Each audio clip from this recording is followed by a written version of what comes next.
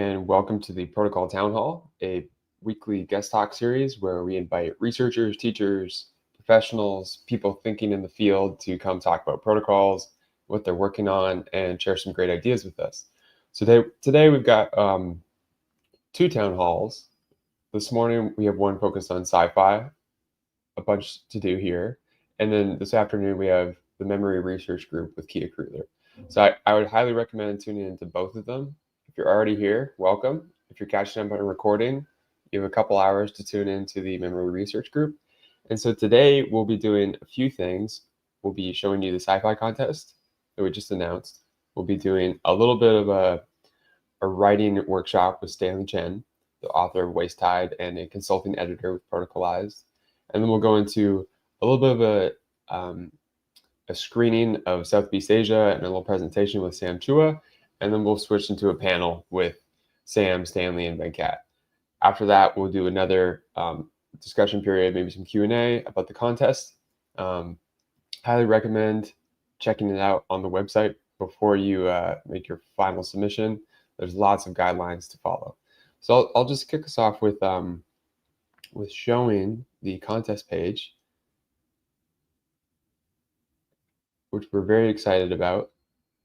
The last one went great. So here's the new one. The theme is Ghosts and Machines. The idea is that there are many futures full of distributed AI and all sorts of machines, and these are managed through protocols. So the machines will talk to each other, the ghosts in the machines will talk to each other, they'll talk to other machines, and their emphasis is on the plural aspect here. Many ghosts, many machines. We've got 5 kind of guidelines for you to follow, which at a high level are imagine a digitally haunted future. So the ghosts haunting the machines. You don't have to do robots. Think beyond centralized AIs like OpenAI and like these big monolithic ones. Keep it realistic, evoke a planetary, transcend utopian, dystopian ideas. The deadline is July 13th. So get started, make sure you read the guidelines, and best of luck with that. So now we'll transition into a little bit of a course on writing with Stanley Chen, who I'll add to the stage here, as well as his screen. Welcome, Stanley. Thanks, Timber. Hope everyone can hear me clearly. Okay, good. So today I'm going to use this opportunity to mini texting my curriculum in a shorter format. So this is supposed to be designed as a full-length, like 90 minutes class or workshop. But today I'm gonna, just use maybe 20 or 25 minutes to introduce the ideas and a very high-level concept of deep writing and how to craft a story with protocol thinking. And so let's start with this. So what is storytelling? I believe many of you have taken creative writing classes, and in each one, maybe different teachers share their different opinions and we have different definition. But to me, I just use the very simple infographic to explain my understanding of storytelling. So you can see these 2 circles. One is from the author, one from the readers. So when 2 circles collide, we have the interface of like exchange the information. So we have all these layers: text, image, metaphor, character, plot, which is so usually is the obvious and the surface one.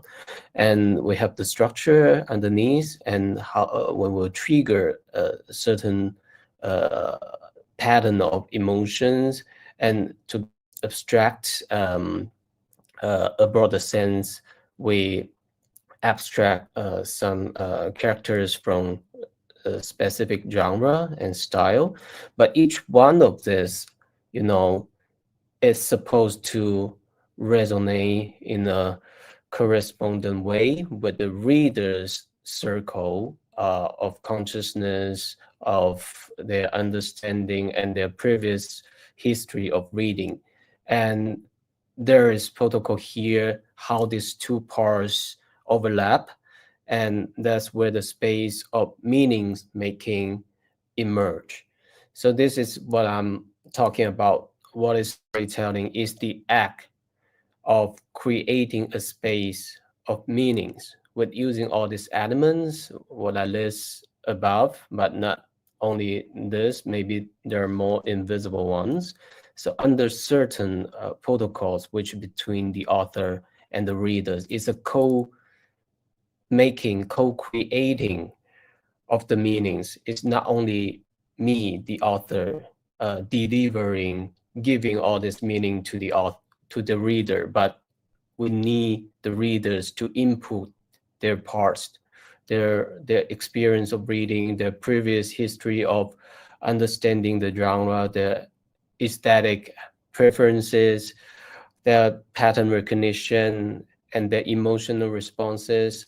So this is, I really want to shift the mind, and I really want you to think from that perspective. It's not about what you're writing, it's about how you trigger the responses from the reader.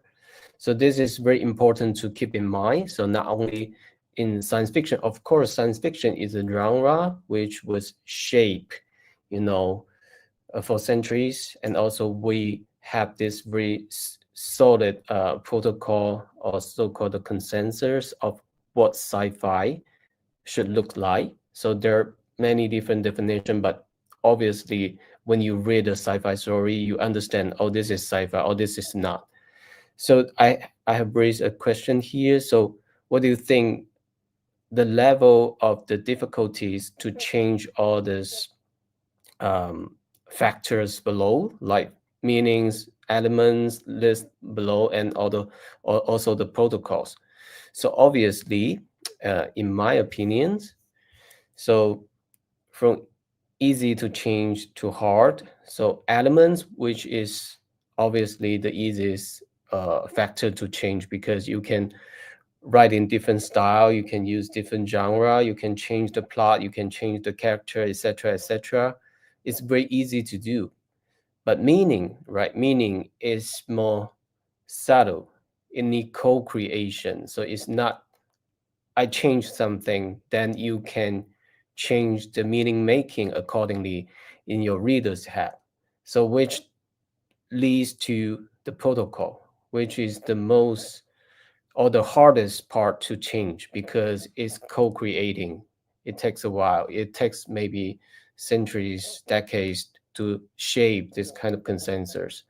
And also author as a subject, you know, I can easily to change my own writing in a way, right? So I can choose different topics. I can choose different themes.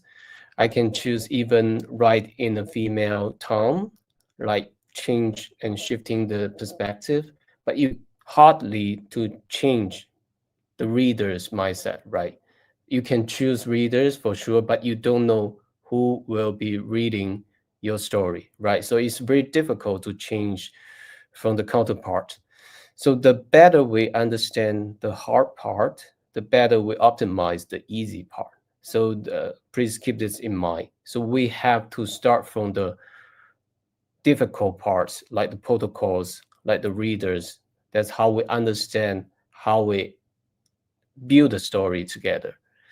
So why this protocol of storytelling matters? Because it was developed through time, like human history, and deeply rooted in different cultures, and also humanity as the bedrock of storytelling since the caveman time.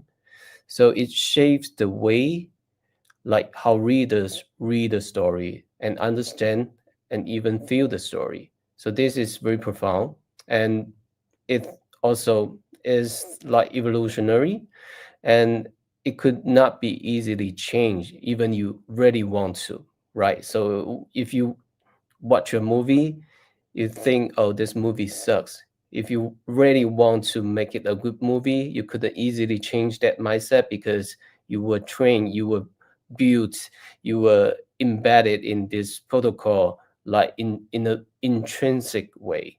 So you know it's good when you watch it. You know it's bad when you watch it. So this is not something you can easily change.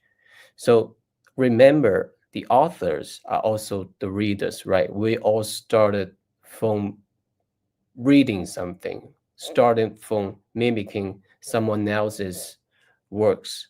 We start from like trying to copycat our favorite writer, our favorite book, from style, from characters, from plot building, etc., etc. So we write as the way we read. So this is very important. We also shaped by our history and experience of reading books. So why it matters? Because lack of protocol thinking will lead the story to all this all these points I list below, like the shallowness, no matter it's like character, plot, emotions, it feels like superficial, it feels like very cliche, it feels like stereotype, it fitting all the features, all the characteristic of a sci-fi genre, for example, should be, but it just doesn't go deeper. It just feel like stay on the very surface level of that. And second, it will lead to inconsistency from different layers. For example, this story goes in one direction, but actually you try to use the metaphor to express another meaning. So it's totally go in different ways. So your reader will got confused afterward. So it feels like this is like a very scattered story. It's not holding together. It's like kind of, breaking apart. So this is very usually seen in beginners story because they really want to input too many ideas, too many elements, but didn't have the structure, didn't have the depth to hold all this together. And of course, empty metaphors, which looks nice, which looks fancy, but without any relevancy to the core of the story. And the last, I think, is most important. We have the explicit propaganda. We try to shout out loud what you try to tell the readers, but not through the storytelling. So the meaning making is really weak because nobody got convinced by what you try to say because you just speak it out loud, not through the uh, the adventure, the shared experience, the emotions we try to co-create through this act of space making. So in the word, it's not deep enough. And now I try to introduce the methodology of CLA, which means causal layer analysis by Sohail Inayatullah. So this is the book I highly recommend, and I can send you an e-copy afterward. And if you don't have time, you can read at least the intro part. It's really helpful.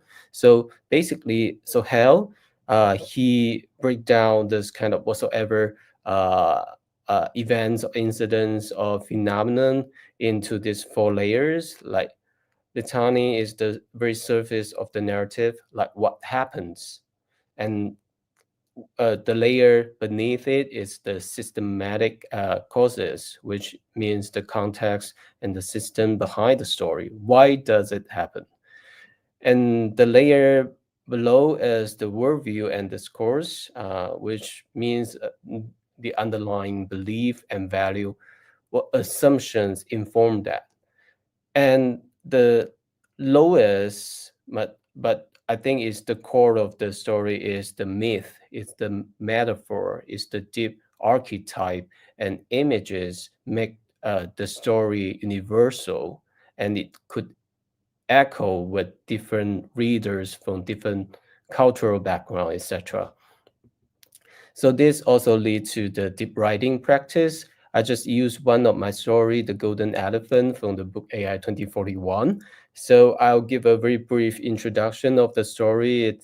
It was set in 2041 Mumbai, where teenage Nadia, uh, uh, uh, Nayana's family enrolled in a Ganesh Insurance, an AI-driven program of apps that uses deep learning to optimize health and safety.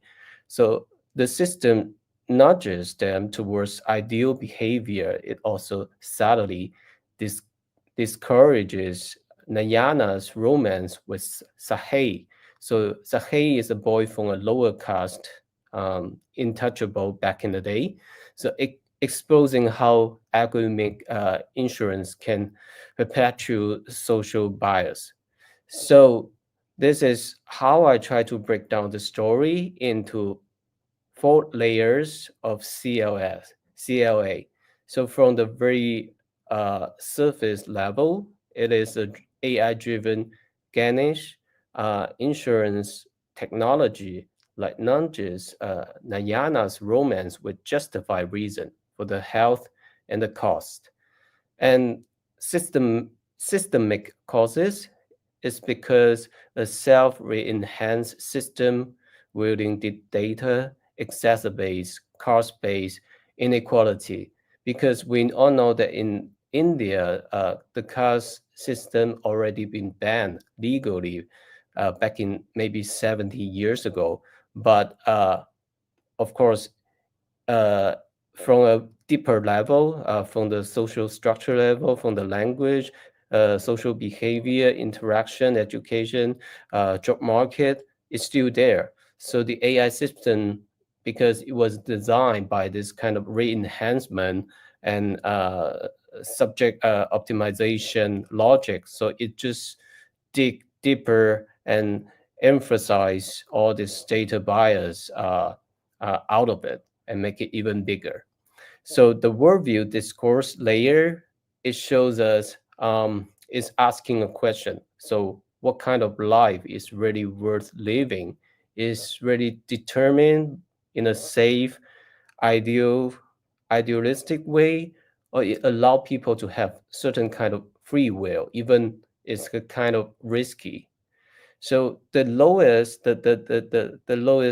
layer is the myth and metaphor because I use Ganesh is the god from Hinduism um, story, right? So it was at the very beginning of the story. It was a ritual. It was a ceremony of Ganesh, and also the AI company it named after the Ganesh. So it because it represent wisdom, uh, prop, uh, property, and also it have double meaning like adding the obstacles and also breaking the obstacle.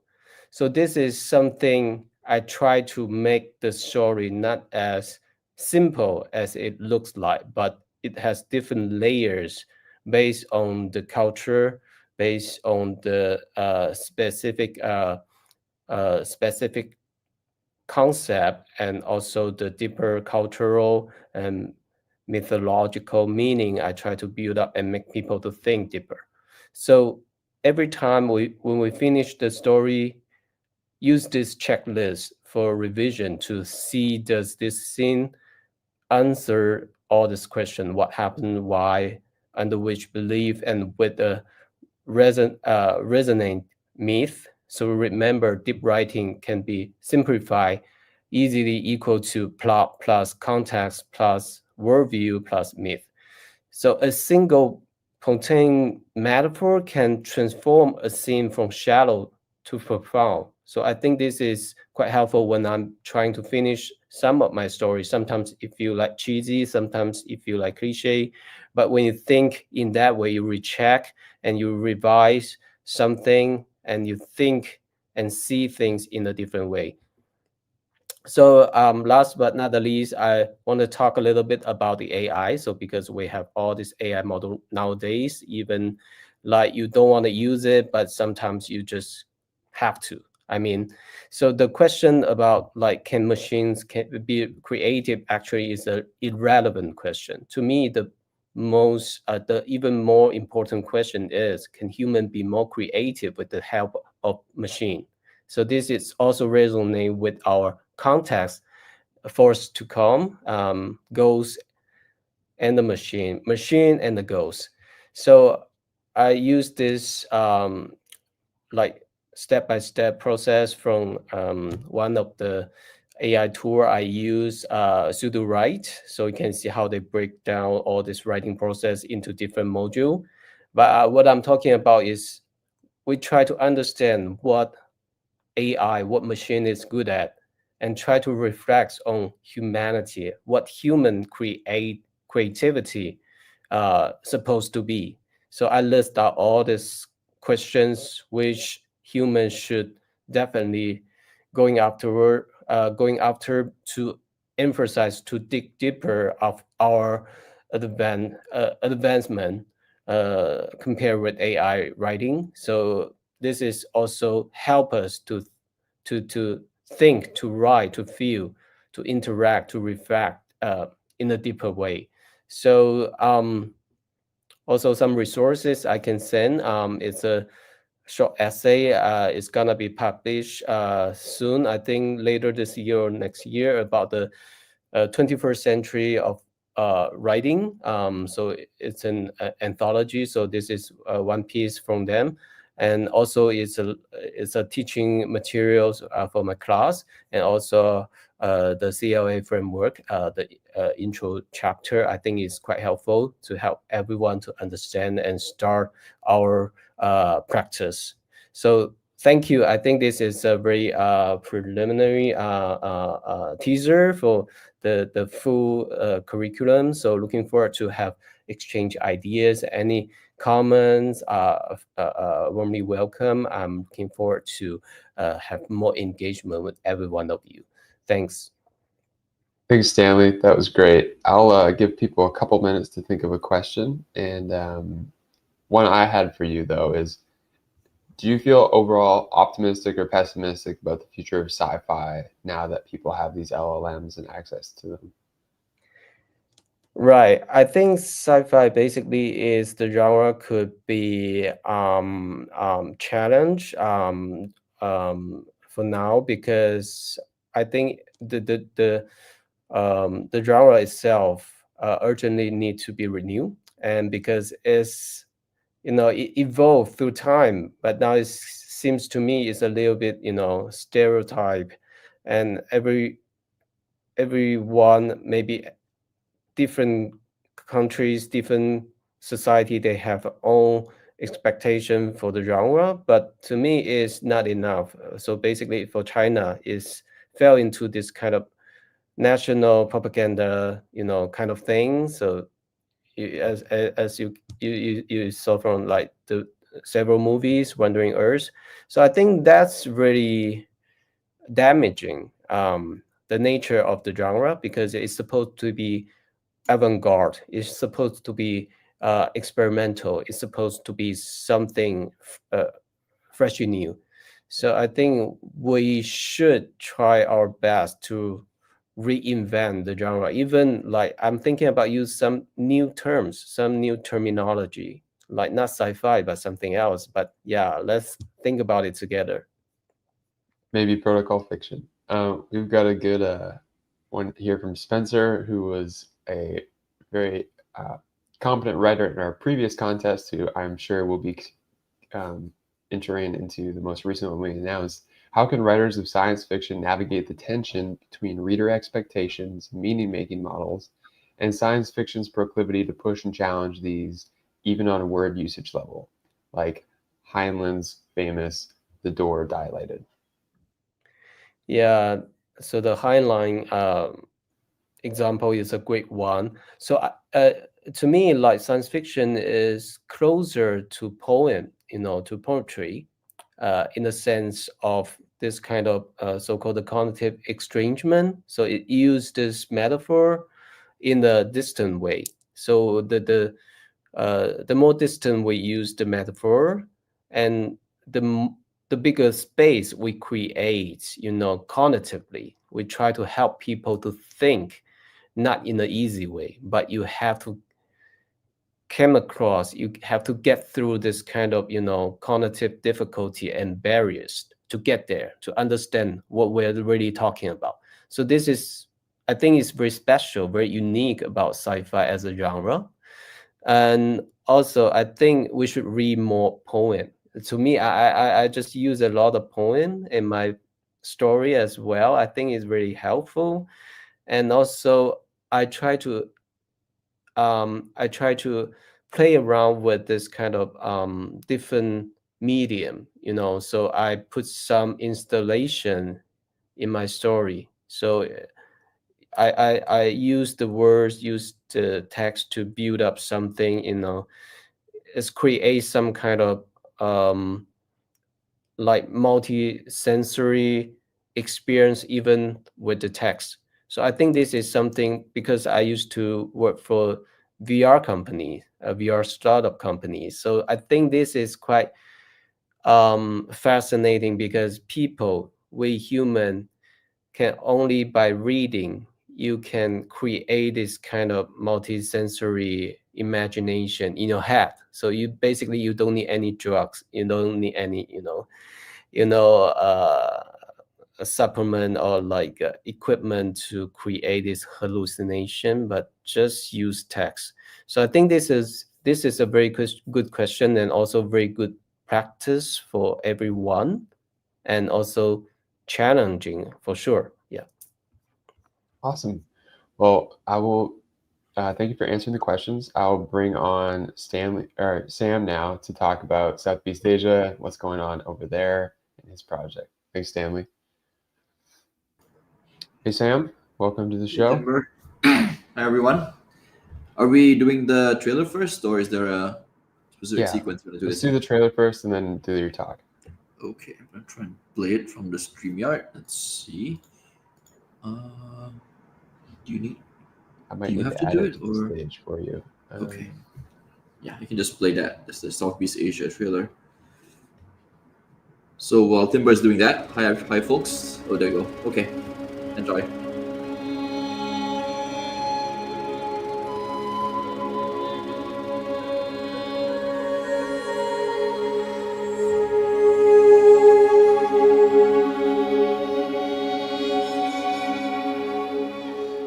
In a world bound by spirit and code, every soul is born with three animals. One for the day, one for the month, one for the year. These are not symbols. They are living intelligences, keys to planetary knowing.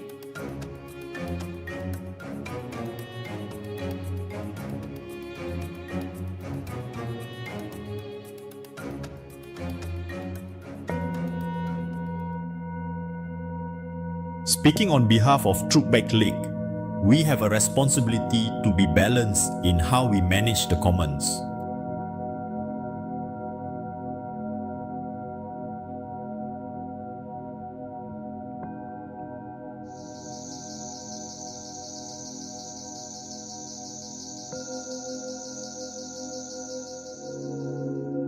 Across generations, heirlooms became the most precious object in a family line, containing the intergenerational wisdom and folly of the family series.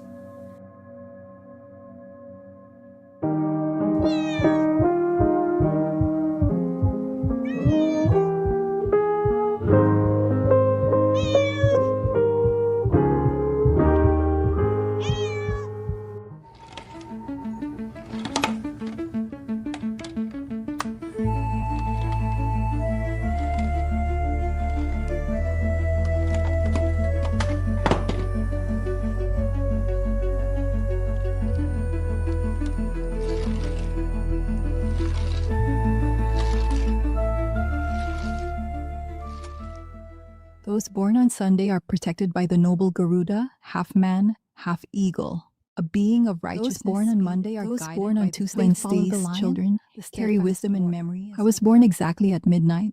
They said I had to be one, but I was born both. The glitch in the system is what lets me thrive in the shadows, switching freely between meek and terrifying.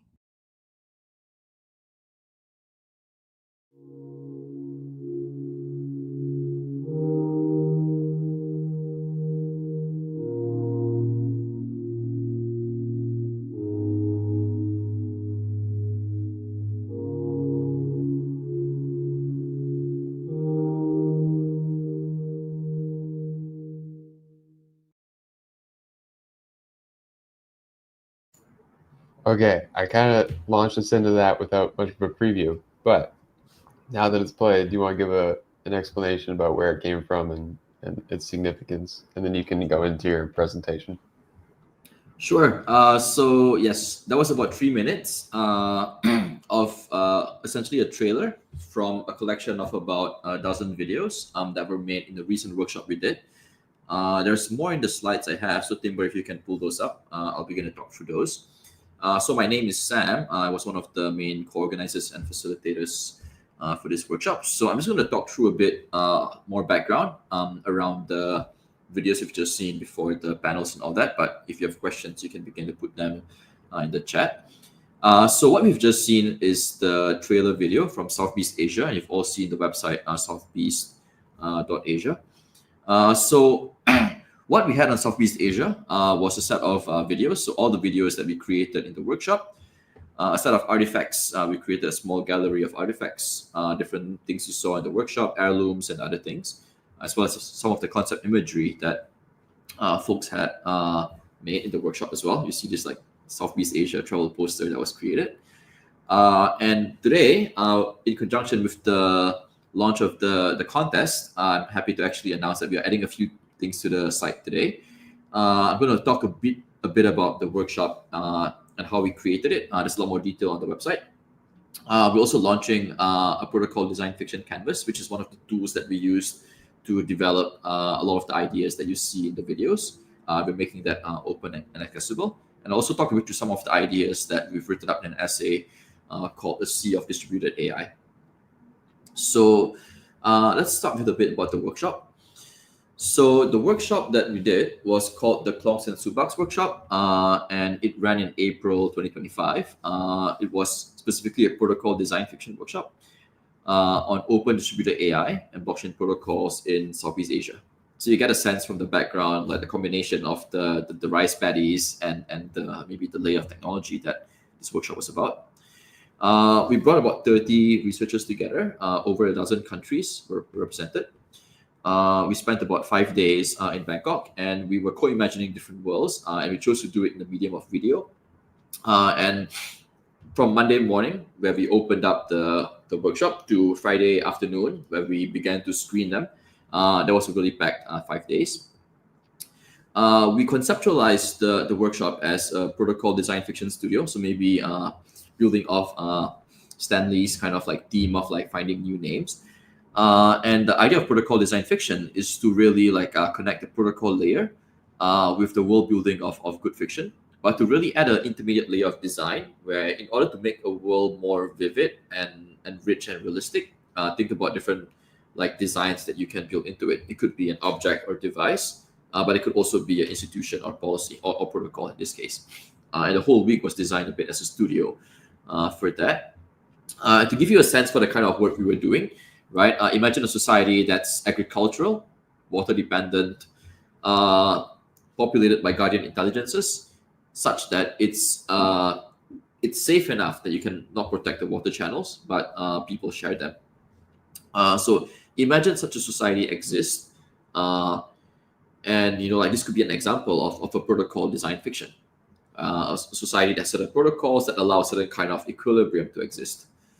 But the reason for the workshop was that this wasn't just protocol design fiction. This is actually a historical nonfiction. And what this described on the left here is actually the Subak system of Bali, in which like bottom-up coordination using a combination of temples and gods and waterways actually allow coordination and distribution of water to support rice agriculture across the island. So the idea of the workshop was to really learn from the historical nonfictions of Southeast Asia and then turn that into feeding inspiring protocol design fiction. And that brings me to the second part of this, which is the protocol design fiction canvas.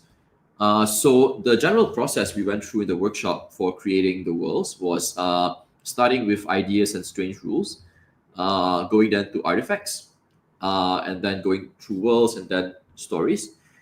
And we use something kind of like a canvas. So like some of you may have seen something called a business model canvas, and there's a bunch of other canvases that are used for different kinds of like workshops and brainstorming. We created this specifically for this workshop.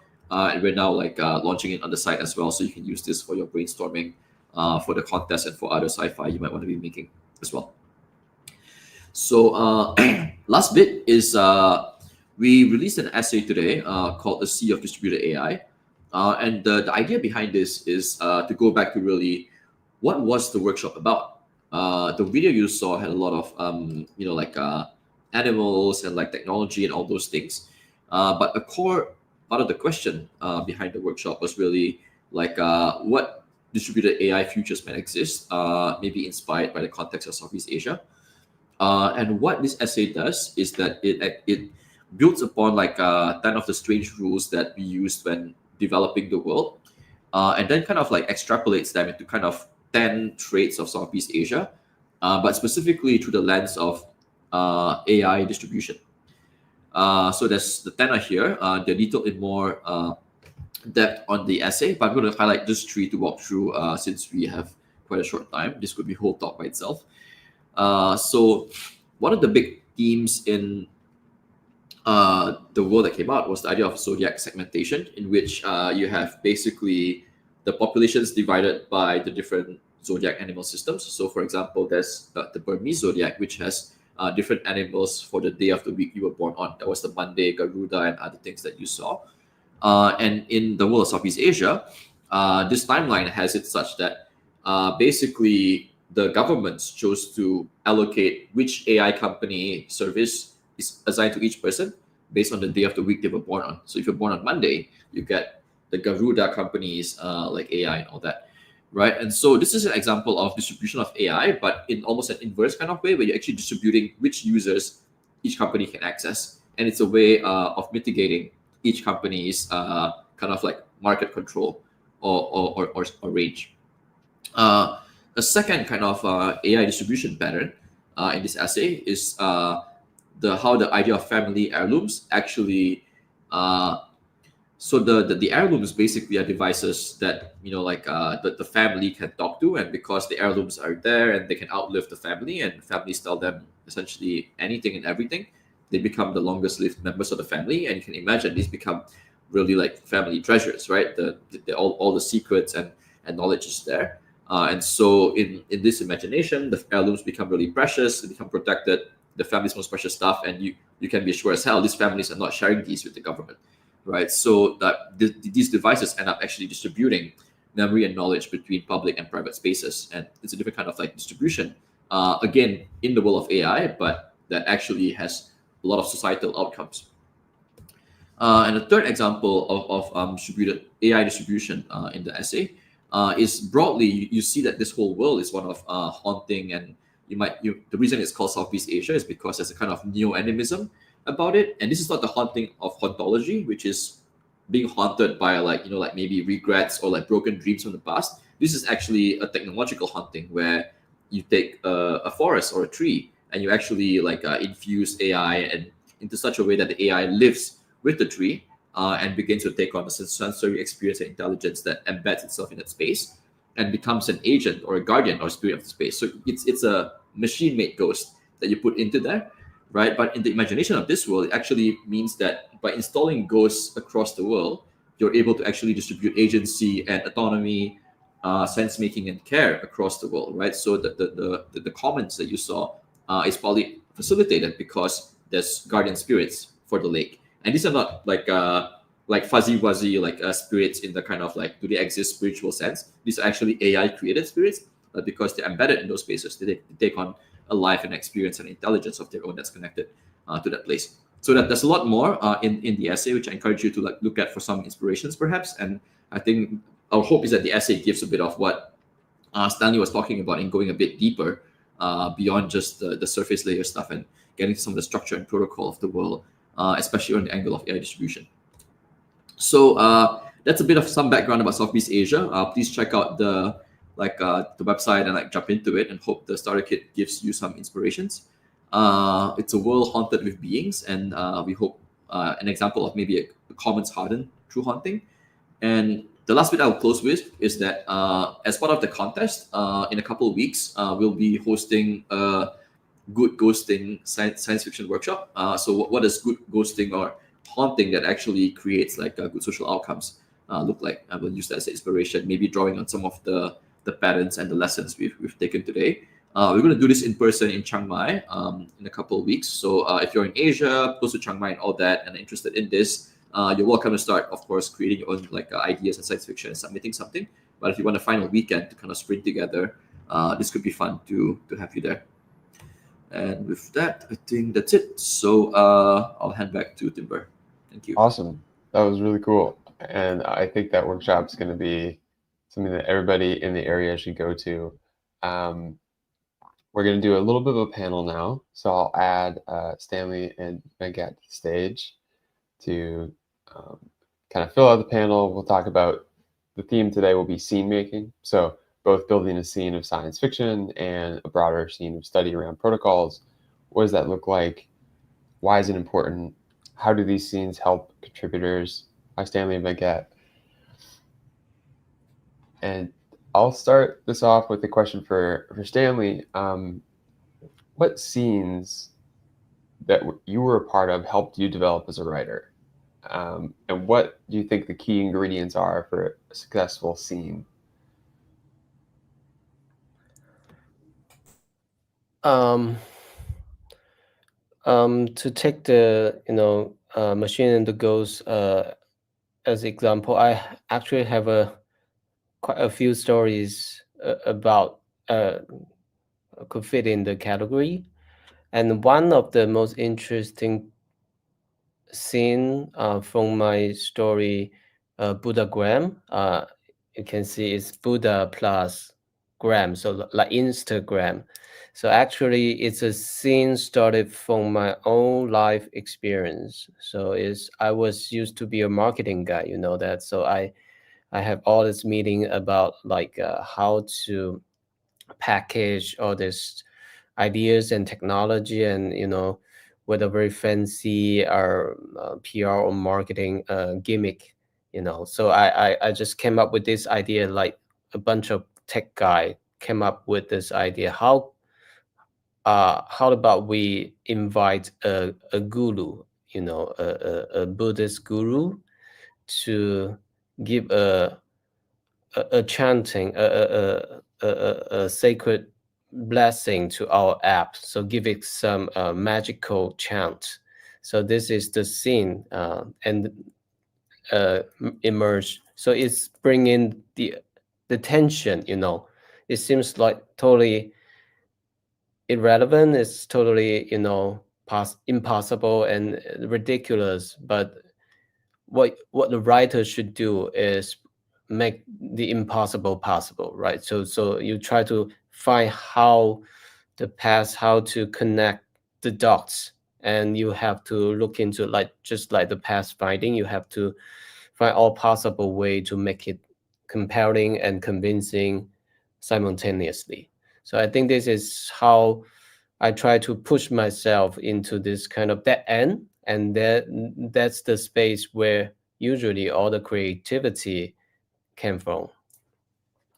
It's interesting how both like in science fiction writing, you have to have these scenes that you build in the story to make it real and full, but you also need a scene of writers around you, your own scene, to make your experience full. So kind of going off that, Sam, right now you're trying to catalyze a broader scene around C-Punk and studies of protocols in Southeast Asia, including the SBA project.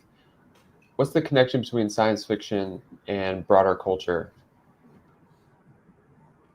Yep. I've been thinking a lot about the term near fiction recently. And I kind of think as near fiction as sort of like in the kind of like liminal space between fiction and non-fiction. And I think science fiction has this characteristic where a lot of science fiction has there's a hyperstitional power to it, where by kind of like thinking about it in the story, you begin to think what's possible. And there's also kind of like a pool, so there's a pooling power of the story, right? But there's also an expanding power where by imagining the thing, suddenly in the realm of what's possible, it becomes real. And I think like near fictions, so near fiction is basically the idea of using like fiction as a device to kind of connected to what Stanley was describing earlier. You have this future that you describe and name, and then you say, okay, this must happen. and then you work backwards towards how it can happen. And there's actually quite a lot of cases in history where this kind of like set the impossible goal first or the impossible dream first actually pulls and coordinates a lot of stuff towards it happening, right? And I think it's dangerous to go down the overly utopian kind of like just think about the perfect world and it will happen, right? But a lot of the methods that I found really effective in imagination workshops and innovation workshops are the kinds of things where you put in the forcing function. Your solution must include like a friendly dog. Your solution must include like a UN summit, right? And then somehow like there's always multiple dimensions of possibility in a lot of different devices, whether they're protocols or things and all that. And sometimes like from where we are, certain groups look like villains, certain like policies seem like super powerful and kind of super stuck, right? So the technologies seem limiting, right? But when you zoom out across history, you realize that a lot of these things are actually very multifaceted. So back to the idea of like what's a scene, the power of fiction. I think the idea of near fiction is especially important in the world we have today, where our technology is in a sense so multifunctional, and so like AI is such a general purpose thing. You can create almost anything with it. The quality of our near fictions actually determines a lot of the quality of outcomes we get. And it's not just quality along a technological scale, it's also like I think a lot of quality on a quality of society scale, right? So like, and this is where the levels that Stanley was talking about become like also relevant and interesting, right? Like what are the mythological dimensions we want to like improve quality upon, and can we imagine those things? So we can imagine not just progress in terms of AI, but also like maybe fairer societies with AI, and those kinds of things. Awesome. And now, question for Venkat. You've been interested in the history of scene making, especially Astounding magazine, which has been a huge source of inspiration for Protocolized. What can we learn from Astounding and other sorts of scenes of this type? Oh, you're muted, sorry. Yeah, so during COVID, I read this really wonderful book by Alec Nevala Lee about the history of Astounding magazine. I wrote up some notes on it on my blog. But yeah, I'd always been interested in the classic science fiction era, Asimov, Heinlein, and others, and it was really interesting to see what kind of world allowed them to emerge. And yeah, there were like lots of elements of the type Stanley mentioned, like not Buddhist gurus, but there were of course lots of like 50s, 60s crazy cults and stuff. So Scientology came out of the scene that was around Astounding magazine, for example, and a lot of the kind of like imaginative interplay with the rest of culture that Sam talked about also was happening around the scene of Astounding. So that was a lot of inspiration. And it's amazing how such a small and relatively under-resourced group of writers around a struggling cheap magazine so powerfully shaped everybody's imaginations for like a century after, like including now, right? We're talking about AI and robots in the frame of like Asimov's laws of robotics. But the additional thing I wanted to point out, which just occurred to me, is Asimov, Heinlein, and others were really very strong part of the military-industrial complex of the Cold War. They were part of World War II generation. They worked with like the government agencies and so forth. And they were a big part of like the bureaucratic response to the nuclear age, the space age. They inhabited that. It shows up in the worlds they built and imagined. But they were also part of that, right? Like the competent man trope that Heinlein is famous for is an archetype of Cold War bureaucracy. And as just connecting a very weird set of dots, as Stanley was speaking, he mentioned like how he uses poetry to sort of like add more depth to the story. And that got me thinking about, I just finished reading The Monkey King, a modern translation. So The Monkey King is a Chinese 16th century classic. And it's amazing that this is Ming China, and it's like completely saturated with everybody's world revolves around the Chinese bureaucracy, right? So this is like a fantasy tale of a monkey and a bunch of pilgrims going west, but the whole story seems to keep going around bureaucracies. And I was thinking that was science fiction of its time, and how powerfully bureaucracy shaped the imagination. And back then, bureaucrats had to take tests which included poetry, calligraphy, Confucian classics, and stuff like that. And it strikes me that one of the important things we can and should do with science fiction today is, like, modern bureaucrats should be trained in science fiction. Like, just like classic bureaucrats were trained in poetry and calligraphy. Like we kind of do that, right? Like we do futures simulations and visualization exercises as part of like institutional environments today. But it strikes me, why not? Like if 500 years ago bureaucrats had to prove they could write poetry, why shouldn't we ask in 2025 that you should be able to write a science fiction story if you're involved in like policy making and designing cities and like important government policies? We should really make them take a science fiction story writing test. So yeah, that's kind of my riff on like why cultures around scenes like astounding are so important. This would almost be an interesting format for an entire story, is like the new bureaucratic test for people. I'm going to bring on Andreas, who's one of the SOP 25 teaching fellows, to ask a couple questions.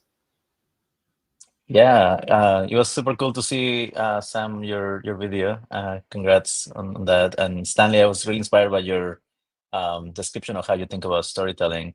And I had two questions. One kind of more directly to Stanley, since you've been writing science fiction, as a person who primarily reads and consumes it, I've been really fascinated by new ways of consumption of fiction. So you probably have seen, Netflix experimented with a Black Mirror episode that was interactive, that you choose your own adventure. And there is increasingly more and more interest in doing things that are immersive with AR or VR. There was that kind of Jen McGonigal approach to like immersive video games and things like that. So I'm curious, kind of as a writer, how does the writing community shift or doesn't shift the way you think about writing stories that may not be consumed linearly, or that may be consumed in different forms of reading protocols, I guess. And how do we want to think about that? Are the current writers thinking about that, or is it more like a new generation of writers that are going to do that? Okay, so that was one question. And I think Tim asked me to ask both questions that I had at once. The second question was for both of you. I'm kind of considering using protocol fiction in my class. And so Sam, since you are doing these sort of workshops, and Stanley, you also have experience with this. So part of the class will engage undergraduate students to think about protocols. And I'm curious how you will go about evaluating the story, not from the subjective perspective of whether it's a good story or not, but more from the perspective of evaluating the protocol embedded in the story. Like, are there kind of steps that you will recommend following for a kind of like a kind of assignment type of thing in a class? So yeah, those are my two questions. So, okay, I'll go first. So yeah, that's a very good question, because I've been thinking a lot about the future of, fiction. So because, right now publishing industry is going, is dying like this. And people are so obsessed with TikToks and short videos, short films, etc., etc. And some people going to video game for sure. So now I'm trying different things. One is immersive experience. It's like a on-site, offline. So it's like Sleep No More. If you yeah, people know, I love that. Yeah. Yes. So I wrote the story. I wrote the world building. All these characters, like 8 characters. It's a big space. It allows audience to step in the space and understand the world setting in the very, immersive way. And you can choose the storyline to, take on the adventure, but also is separating and also coming together and to understand what is going on. So it's happening in China. It just opened this month in Hangzhou, so one of the major city, also very taking big bet on AI and robotics and everything right now. So it's a story about AI again. So this is one thing I've been trying, and also some other things. I'm thinking about writing story as a game script. Like it's more like interactive fiction, but also maybe we should have a new kind of publication. We have interactive fiction back in the day, right? So if you can select the plot line, you can turn the page to whatsoever, you can continue. But I think I'm thinking about some new ways. Maybe can also interact with your phone, something like that. So you can scan something and you can have the AR, VR, whatsoever effects emerge. So this is all the things I've been exploring. I think mostly for the younger generation, because the elder ones, they're kind of, laid back and they're sitting on their classics and they don't have to do many changes. But for the youngers, especially the emerging author, they have to try very hard to have their work recognized. So this is what happened for real in China, especially. That's great. Thank you.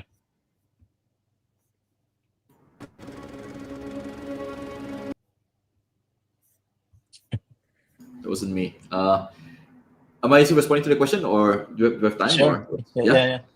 Cool.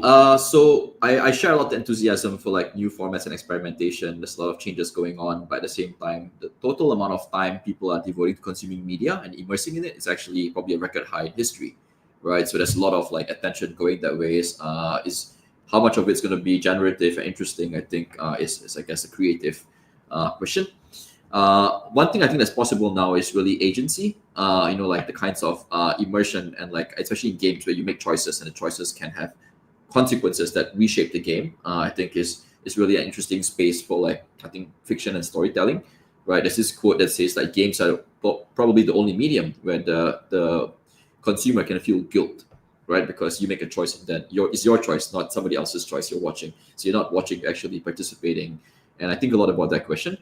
And I will connect this to the second question you asked, Andres, which is around, like if you were running a class on protocols, how do you actually test and all that? And I think I've been exploring what is the native medium of protocols for like testing and all that for a while. I think a lot of it is the realm of simulation in the game. So I was thinking about like role playing, red teaming, simulation, and stuff like that. So for example, like a lot of like protocols fail because like they are too complicated. Right, so if you had some people, and this could be part of a class game, right? Like like some people in the class play like I have a very low bandwidth of literacy, for example. Can I still use a protocol? Or you have some people who are trying to be like exploiters and just like find the loopholes and stuff like that. And I feel like even a small exercise with like 10 classmates where they play different roles can actually rapidly like harden or robustify a protocol. We did a workshop last year called Hardening the Commons that I think we did a bit of these kinds of like hardening kinds of exercises to it. And I think that can be a fun way to think about protocols, where a lot of designing a simple protocol in principle is actually quite easy, but designing a simple protocol that withstands a range of known threats is actually a bit harder, right? And I think that kind of iterative cycle seems like a natural way of doing it, but I'm sure there are others as well. Yeah, thank you. Awesome. Thank you for the questions, Andreas. I'll take you off, and I have just one wrap-up question for you guys. So we just announced our science fiction contest. People can start submitting today. I mean, if we have a submission already, I'm not sure if it's going to be a winning one, but if you had to give one piece of advice to somebody entering the Ghosts and Machines contest, what would it be? Because it's a protocol fiction contest. We provide some guidelines, including having people situated in kind of a geography that's naturally distributed, like Southeast Asia has lots of islands. So if you had to give one piece of succinct advice to somebody entering the contest, what would it be? And how about we start with Venkat, since he wrote the guidelines. Can you throw up the contest webpage? Sure. That'll help. But while you're the one piece of advice I would give is to shoot for a particular kind of realism, by which I don't mean like, the hard sci-fi kind of realism or just like making it boringly unimaginative. Like if you scroll up to the two pictures, we have the two photographs. By realism, I mean like try and look at the world around you with like an eye of surrealism, right? So this picture, the top one, is one Stanley shared, which is a monkey on a rooftop in Nepal next to this big maze of like cabling going through, I guess, a power and telephone pole or something. So that's one. This should evoke very interesting story ideas for you. And this one is kind of like even more surreal. These things are little optic fiber cables, and they are left over from FPV drones used in the Ukraine-Russia war, because to avoid radio interference, the drone operators fly these with optic fiber cables, and then these get left once the drones explode. And so you have all this plastic waste pollution of like optic fiber cable over Ukrainian fields. It's kind of grim and macabre. But this is what I mean by realism. Like protocol fiction, I think gets more interesting, not less, if you look at the real world as opposed to like, just made up stuff. So I would say that would be my one tip. Try and look at the world around you, the real protocols around you, with like a sideways look of some sort. Like look at them in a new way. Okay, Sam or Stanley, go ahead. Yeah, I mean, I want to emphasize the culture part because, as you all know, like Southeast Asia, we have very rich and diverse culture, myth, folklore, and and ghost story for sure. And I really recommend you dig deeper into all this metaphor, imageries, and symbolic representations, and how to reinvent all this historic and tradition in a new context, like in a technological context, and give it a new meaning. So and it's a universal meaning, not only could be not only valid in that location but also elsewhere.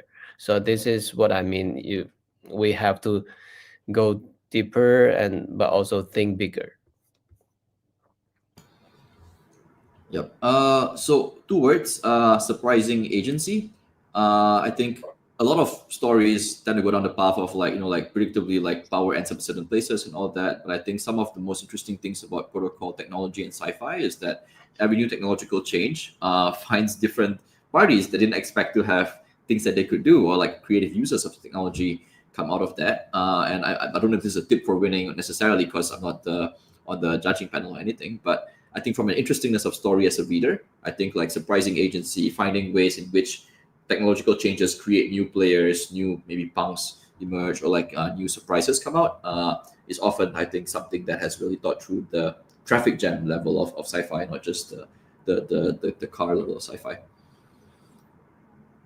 Okay, those are great tips. And thank you everybody for joining the panel. I'll take you off the stage and do my wrap up.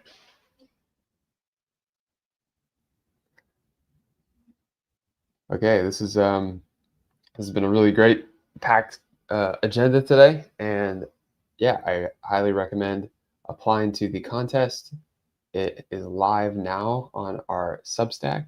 You can go to protocolized.summerofprotocols.com, Ghosts and Machines. Check it out. There are past winners listed. There are lots of tips here. The deadline is Sunday, July 13th, 2025 at midnight. You're welcome to use LLMs as a writing tool, and yeah, tune in, apply to that, and also tune in to this afternoon's guest talk, which is the kickoff for the memory research group with Kia. This is going to be great. It's become a highly requested thing. We've had tons of people join the Discord just for this research group. The kickoff is today. The first call is tomorrow. Definitely attend the kickoff if you'd like to join. It'll be recorded as well, but these things are always better live. So thank you everybody for joining. Tune in at 10 a.m. Pacific for the next guest talk.